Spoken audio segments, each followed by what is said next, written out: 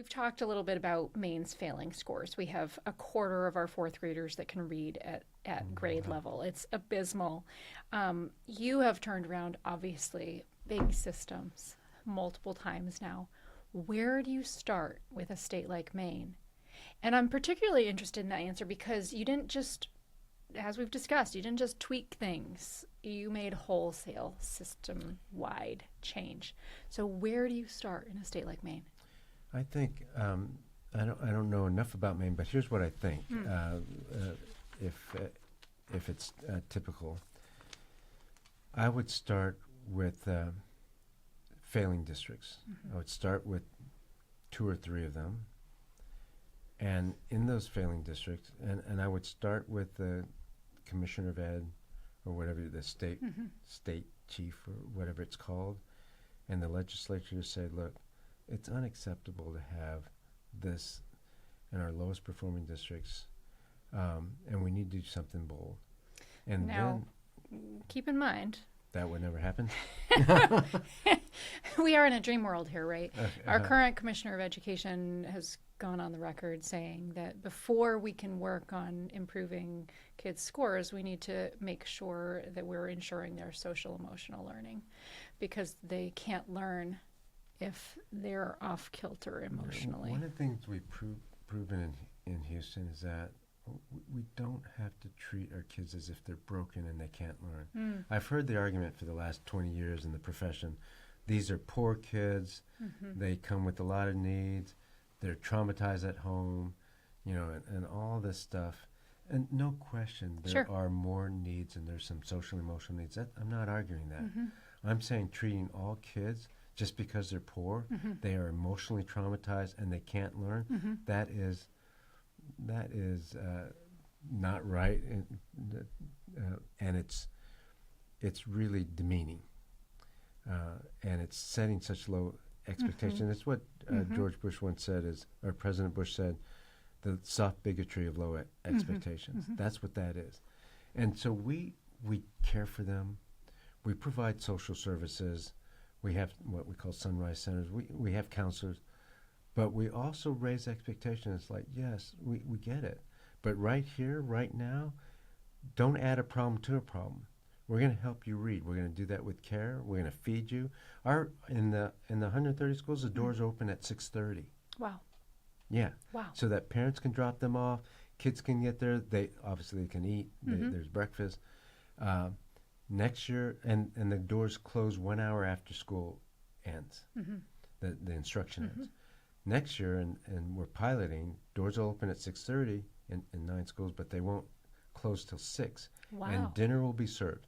So we're taking care of kids, but in the meantime, we're also saying, this is the expectation. It's grade level instruction, and we are holding the teachers and you, child, while you're in class, you have to be engaged. And if you instruct well, they will rise to the level of expectation. I love that you're debunking every argument that I ever hear in Maine for being able to change the educational system. So back to what you would say. So in that case, this is what I do. I'd find 2 superintendents who are willing to really upset the apple cart, two boards of education that are willing to try a little bit. And then I would do what's called split screen strategy. We did a little bit of that in Houston, which is, let's say you have 80 schools, or 50 schools, all right, in a district. Okay. We would take 5 to 8 of them in 50 schools out of the 50 schools, so somewhere between 5% and 10% of the schools. We would take and we would just whole-scale systemic reform them, like we did in Houston. You're doing A/B testing. We did everything. We just changed everything. The rest of the schools, it's not a control group. We're also going to make some reform elements on instruction. Sure. But these would be whole scale. And this notion of split screen is a notion from Ted Kolderie, who's talking about businesses and others. But if you fundamentally change the system over here, that system, if it's successful, will grow, and the other part of the system will atrophy. And so you start with 5 to 8 schools, and then you grow that to 15, and next thing you know, the whole district is transformed.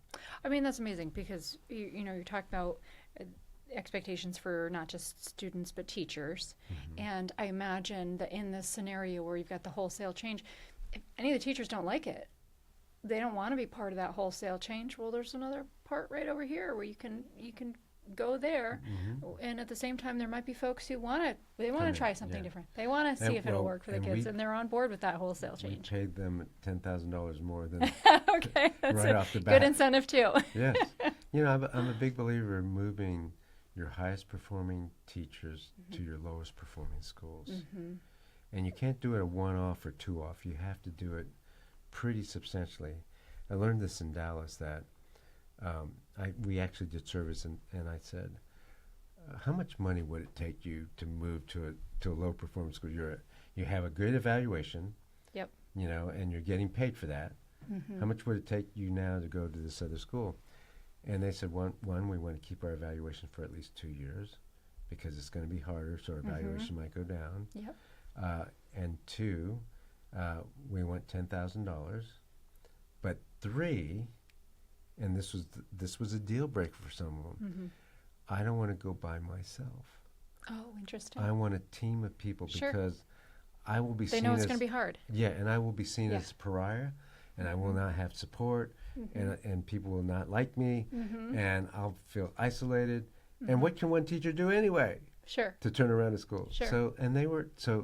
So we developed this program called ACE, which is different from pay for performance. It's where after pay for performance, in the 7 lowest schools that had, at that time it was called improvement required, but it was F rated. We said we're going to turn around these schools. You can apply. We'll give you $10,000 above your pay for performance, but 80% of the teachers had to be distinguished. Wow. Which is proficient 2 or higher. Sure. 80%. So that way they wouldn't be by themselves. And all but one of the 7 schools turned over in 1 year.